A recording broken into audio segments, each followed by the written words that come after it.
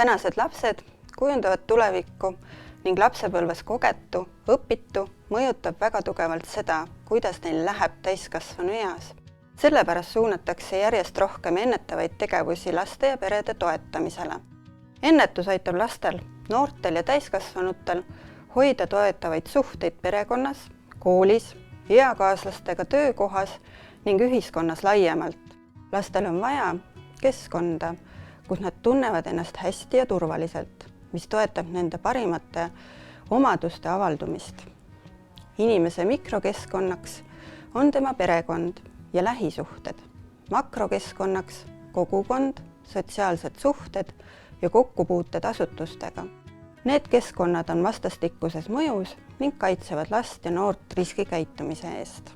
Kui laps sünnib perre, on tema kõige olulisemaks ja lähedasemaks keskkonnaks tema perekonnaliikmed ja kodu. Perekond on lapse loomulik kasvukeskkond ning lapse arengu, heaolu ja õiguste tagamise eest vastutavad peamiselt vanemad. Vanemaks ei sünnita, vanemaks õpitakse ja kasvatakse koos lapsega. Varases lapseeas on olulisel kohal vanemate toetamine, et tagada oskused lapse kasvatamisega toime tulla. Lisaks majanduslike oskuste arendamisele on oluline toetada vanemaid ka pehmete oskuste õppimisel, näiteks positiivsete emotsioonide väljendamine, hoolimise, tunnete ja armastuse näitamine, et tekiks turvaline kiindumussuhe lapsega ja pere ühtekuuluvustunne. Soe ja positiivne suhe vanematega kaitseb last üldjuhul käitumisprobleemide eest ka noorukieas. Vanemad saavad suhet arendada lapsega koos aega veetes ja tema elu ning tegemistega kursis olles. Nooremas koolieas tulevad lapse jaoks oluliste keskkondadena juurde lasteaed ja kool.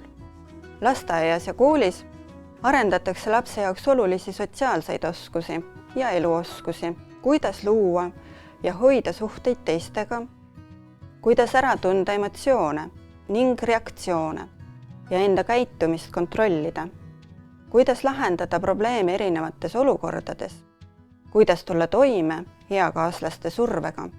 Koolid saavad lapse arengut toetada turvalise ja toetava koolipoliitika ja kultuuriga, et lapsele oleks tagatud füüsiline ja emotsionaalne turvatunne koolis, et koolis kehtiksid selged ja järjepidevad kokkulepped ja reeglid, et laps tunnetaks koolis ühtekuuluvus- ja õiglustunnet, et koolis oleks asjakohased ja tõhusad toetavad teenused.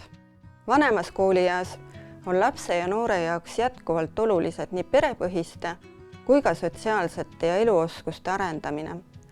Vanema kohalolek ja toetus, osalemine lapse elus ning piiride hoidmine on endiselt olulised, kuid järjest suuremat rolli omab akadeemiliste oskuste arendamine ja koolikultuur ja keskkond. Otsuste langetamise ja probleemide lahendamise oskus, enesejuhtimise oskus ja oskus tulla toime stressi, ärevuse ja vihaga.